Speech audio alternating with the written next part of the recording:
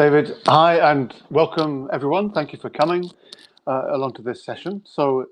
This is about the doctorate in counselling psychology. It's one of the three doctoral programs that we run within the Department of Psychology here at GCU, the others being the doctorate in sport and exercise psychology and doctorate in health psychology. Together, these three programs form what we call the doctoral framework. And that's significant in terms of if you are to join the program, because we have a lot of shared teaching, where all three programs are approved by the Health and Care Professions Council, and about 80% of proficiencies in practitioner psychology are shared across all domains. So this gave us some years ago now the opportunity to think about how we can bring together training of different kinds of practitioner psychologists, but with the benefits of kind of shared learning and that sort of breadth of understanding and different perspectives that are brought by training alongside other colleagues in related but different professions. So over the whole of the 3-year full-time program, some of the teaching is very specifically counselling psychology. Other things are shared amongst the framework programs. So when we train you, for example, in person-centered skills and practice, the person-centered model being the core model of the program, a very important sort of foundation stone of the program, this is teaching which is delivered across the framework. So I'm going to talk about a few sort of key areas of the program, which I think I'd hope you'll be interested to know about. I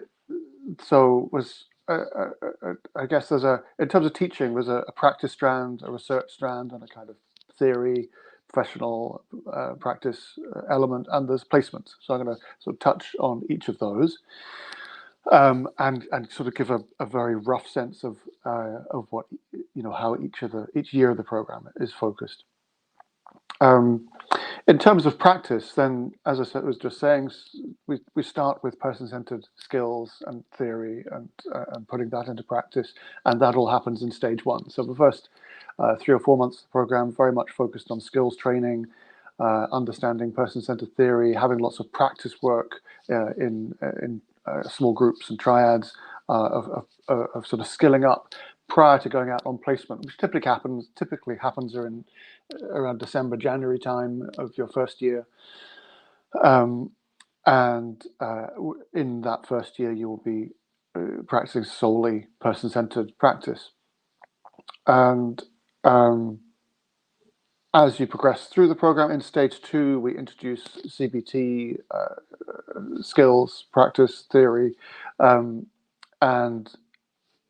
that translates then obviously into practicing CBT on placement. It's not a CBT year as such. You will, I hope, also still be practicing some person-centered work in addition to CBT, but in terms of new learning, then the second year is where you're kind of adding something new in there in terms of CBT and getting to know that model, getting to practice that model in some depth. In stage 3, although we introduce in quite a small way a range of different models related to CBT, they're not full trainings. Our aim in stage 3 is for you to sort of consolidate learning and to think about your stance as a practitioner, hopefully having exposure to maybe different modalities of practice, such as couples or groups, as well as individual practice. And sort of consolidated CBT work, possibly taking into account, depending on your particular placement context, some of the sort of newer developments of CBT, such as ACT, acceptance and commitment therapy, sometimes DBT, dialectical behavior therapy. So there's various possibilities, I guess, for progression in that way. Schema therapy, we also have some emphasis on within the program, and some students are able to specialize in that in stage 3, again, depending on their placement and supervision. In terms of the research strand, this is a pretty significant part of the program. There's quite a lot in stage 1. you're undertaking in stage one as two research modules, an analytical methods module. This is a small module which is M level and similar to, I guess, modules found across a lot of M level psychology programs, which are sort of in upskilling or ensuring a level of competence in psychology research generally, obviously with a specific interest in the things which are of note or of interest to the counselling psychology profession. That's a shared module, and then alongside that, or having started that, you're then starting to think about the main dissertation module, which is a D-level module, and that has two strands to it, two elements of it, one of which is a systematic review, the other of which is an empirical project. So you'll be doing a lot of research in your first year, both in terms of that systematic review of the literature, as well as designing, getting ethical approval for, and carrying out a piece of empirical work, either quantitative or qualitative. In stage two, the research burden isn't quite as heavy, although you do have another systematic review to do. You're then, the second part of the module in stage two is to design and make a research proposal for the research that you'll be undertaking in your final year in stage three. And the sort of dissertation module in stage three, there's no particular teaching on that, but it's a module where you carry out your major empirical project. The sort of final strand of the sort of taught program is the sort of counselling psychology theory, ethics, professional practice. So I guess these covers elements of the profession which are kind of, some of which are shared with other professions, or such as those on the framework, others of which are maybe very sort of counselling psychology specific in terms of particular approaches, sort of critical approaches to diagnosis, for example. There was a strong consideration of anti-discriminatory practice, consideration of social justice, and so that is an important strand throughout the 3 years of the program. I won't break it up further than that just now, I think. The fourth element I want to talk about is placements. So placements obviously are integral to the program. They're really important in terms of your training as psychologists, and you have to attain a minimum of 450 sort of face-to-face practice hours. That's a BPS requirement, and typically that's broken up by somewhere between 50 and 80 hours in stage one, and then sort of 150 to 200 hours in each of stages 2 and stage 3. Your placements in stage 1 will be person-centered. Supervision is not provided either by the program, like the detailed clinical supervision is not provided within the program, or necessarily by the placement organization. Some placements do provide supervision, and that's great. As long as it meets our requirements, then that's wonderful. Although, particularly in stage 1, a lot of placements, particularly in the third sector where a lot of stage 1 placements take place, don't provide sort of in-house supervision, and which means you have to source that yourself from an external provider, external supervision provider. So is an additional financial cost to the program, which is important to be aware of. Maybe that and personal therapy are the two sort of key additional costs or headline costs over and above the course fees. In stage 1, you have to have supervision at a ratio of 1:6, so 1 hour supervision for every 6 client hours. And that typically takes place at least fortnightly. I said we don't offer supervision in the program, and that's true in the sense that you have to have that 1:6 ratio in terms of individual supervision outside the program. What we do provide is group supervision. It just doesn't count towards those hours, but is nevertheless a really important sort of training experience. And we provide that in groups of typically 7, 8, 9 students, and that takes place throughout the 3 years. During trimester time only, so it's trimester or teaching time only, which is trimester A and trimester B.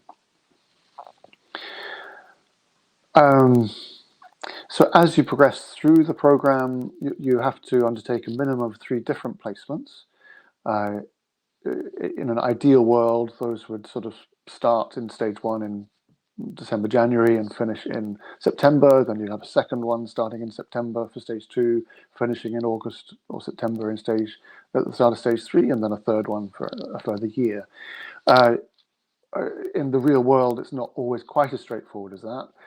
Different placements have different start and finish times, and it's a little bit messier. Quite a lot of students end up having more than one placement concurrently because a placement organization maybe is able to offer 1 day of a placement, and we typically want you to be on placement for around 2 days, and so that may be all in one placement, or it might be that you split that across a couple of different placements. A key thing to be aware of, and certainly if you're coming up for interview, which we'll be interviewing, doing most of our interviews in the next month, then we obviously have connections with some placement providers, and we don't hide those from you. We're going to advertise those to you as soon as we can. And there's usually a sort of timeline for applications to those placements that we are aware of around September in stage 1 or June in stages 2 and stage 3. But those are not the only placements that are possible. So we are not able to guarantee that we provide you a placement. It's your responsibility to look for and source your own placements. So you can utilize the lists that we provide, and you can apply to the placements that we are saying these are available, but bear in mind that your colleagues will also be applying to those. It's like applying to a job. It's a competitive process. We don't put you into a placement in any direct way. We expect you to use the resources that we provide, but also to use your own initiatives, your own contacts, perhaps work that you've been doing to look at how you're able to set up placements or find placements yourselves. And that's true across the years, but I think it's particularly important in stage 1. As you progress through the program, obviously your kind of value to placement providers generally increases because they see you as having more experience and more capability, and therefore in stage 3, to some extent in stage 2, but more in stage 3, then there is a wider range of, for example, placements in independent practice where you might get paid for the work that you're doing. Quite a lot of placements in the NHS where supervision is provided, and there is generally more sort of ready placement availability in the later stages of the program. So the stage 1 placement and focusing your attention on how to find and where to find stage 1 placements is something to really consider in between hearing that you're successful of getting a place on the program and actually making a start.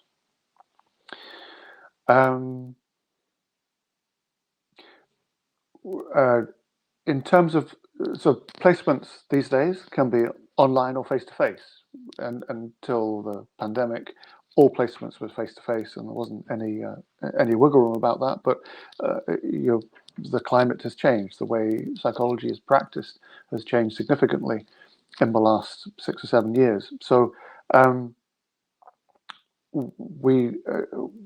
we're happy to support you with placements which may be face-to-face or online, bearing in mind that face-to-face placements usually provide a much richer experience. So I would always try and prioritize a face-to-face placement if at all possible. But obviously online experience is also valuable, and you're likely to be gaining some of that as well. There is a maximum of 50% of the 450 hours that you have to gain across the program, which can be online. So you basically have to have at least half your hours face-to-face in terms of the 450. It doesn't matter in any one stage what you have, but that's important over course of the whole program. Our last point to note before I just check in with questions and see what you'd like to ask me is around personal therapy. So personal therapy is a mandatory requirement of the program. Again, it's a requirement by the BPS, from the BPS, and you have to have a minimum of 40 hours of personal therapy across the whole program. Within our program, we stipulate that at least 15 hours must be undertaken in stage 1. So again, that's something to, not that 15 hours is particularly onerous, but it's something to sort of get on with reasonably quickly, or to start thinking about reasonably quickly once you start on the program.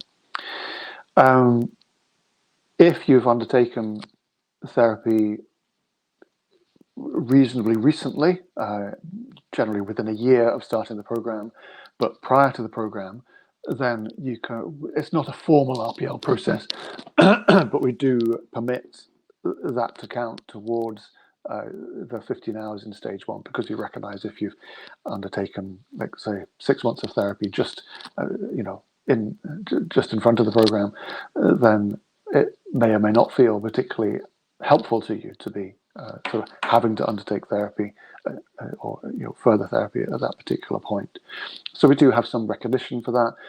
The only stipulation I'd point out to about that is that it has to have taken place after your acceptance by the BPS for graduate basis for chartership.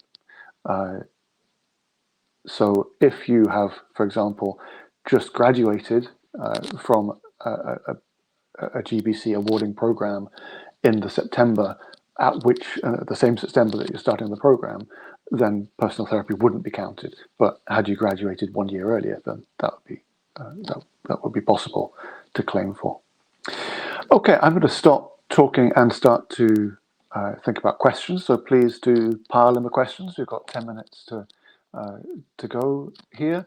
So I'm going to start with Renee. How intensive is the interview process?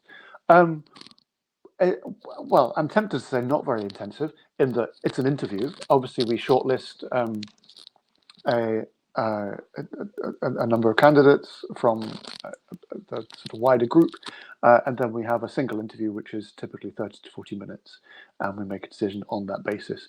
I have to say, it's probably the last year where we'll be doing this, so it might become a more intensive process, or undertaken in a rather different way after this year, as our plan is to make it a little bit more of a kind of group-based experience with a smaller or shorter individual interview.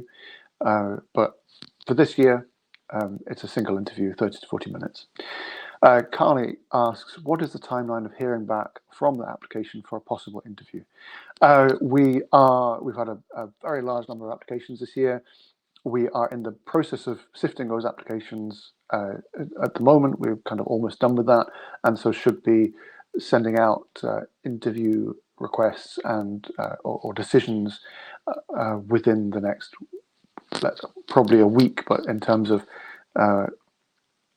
that arriving at you, I would say within the next fortnight. Catherine, I'm concerned that the first year at GCU may cover some of the same material I've covered in a counselling MSc. How much can be covered or claimed through RCL, or what we would call recognition of prior learning, or RPL? That's a good question. If you've undertaken an MSc in counselling or counselling studies, or a PG DIP, then probably you can claim RPL for 2 modules. I can't say it's guaranteed, because it depends on a number of factors and whether how well it maps onto our modules. But assuming it's PCT that you've been trained in, and there is some comparison with other modules within that training, which there usually is, then yes, it would be 2 modules, which I think probably add up to 60 credits. And the second question, what day or days is the program? In-house days. So during trimester A and B, which are each 11 weeks, and you're normally in stage 1 in the in the university on Thursdays and Fridays, with a couple of intensive weeks. I think 4-day or 5-day intensive weeks. In stage 2 and stage 3, it's usually Fridays only, but there are at least 4 intensive weeks. I think it's a bit, there's a bit more of the intensive weeks, but the other weeks are just Fridays. Interviews will be online. Is another question from Tinyan. Fiona, should the therapy be with a counselling psychologist, or can it be a BACP counsellor? We try not to put too many stipulations about who the therapy should be with, because we think really that's quite a personal decision about who you want to have therapy with. So no, it doesn't have to be a counselling psychologist. You might be interested for it to be a counselling psychologist to see what that's like, but it's not a requirement. It can be a counsellor or psychotherapist or another kind of psychologist. Emma, thank you. For the window, what is the window which interviews will be held? Probably starting in about 10 days, 10 days to 2 weeks. So sort of early to mid-May. So there'll be quite a lot happening sort of all at once. I would suggest from about probably about the 10th of May. And through the rest of May. Any pointers as to how to prepare, what to focus on in interview preparation? Well, bearing in mind what I just said about placements, then I would certainly think about how you might be finding a placement, or having ideas about how you go about that in stage 1. I guess obviously, if you are offered an interview, then you've already jumped through lots of hoops and shown that you are a strong candidate for the program, and I guess we want to see some ability to talk coherently about why the program might be important for you, why this program and not some other program, why person-centered practice as the core model of the program might be significant to you, and I get research, I would say, is pretty crucial. We want to. The program is difficult in terms of research, and what we don't want to waste your time by inviting you to start to study on a doctoral program, if actually it's really you're going to struggle and maybe not manage it because of the research. I mean, obviously other areas of the program can be difficult, but I think the possibly the research side is an area where it feels most important that we make sure that our applicants, or the people we offer places to, are really geared up for doctoral level study. So that may be, if you don't have any kind of postgraduate degree, then it's not that you can't enter the program. We offer lots of places to people without postgraduate degrees, but you might want to think about, how do I show that my research strengths are adequate to the task of doctoral level study. Nethra, in terms of placement, in case of a lack of supervision, how can the university support the student? Well, there can't be a lack of supervision, is the simple answer. And in order to have placement, you have to have supervision, and the placement can't go ahead without supervision. So there's no shortage of supervisors out there, and we have a list of supervisors we can put you in touch with who provide supervision externally to placements. When we set up a placement contract, that's a contract between the placement organization, with yourself, and with the university. And in the case of there being an external supervisor, that placement contract then becomes a 4-way contract with the external supervisor included in that. So basically, that's a barrier. If there's no supervisor to sign that off, then the placement can't start.